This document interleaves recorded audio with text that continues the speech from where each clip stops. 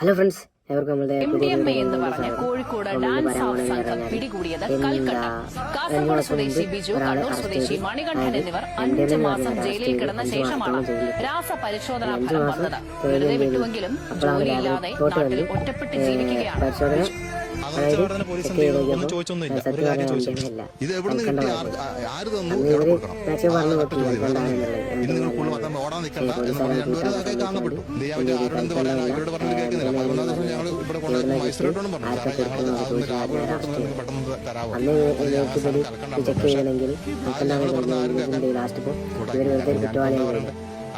പുറത്ത് പറഞ്ഞെടുക്കുമ്പോൾ MDMA കൊണ്ട് ന്യായം കിട്ടിയിട്ട് കാര്യമില്ല. പക്ഷെ പുറത്ത് ആൾക്കാർക്ക് മനസ്സിലാവില്ലല്ലോ.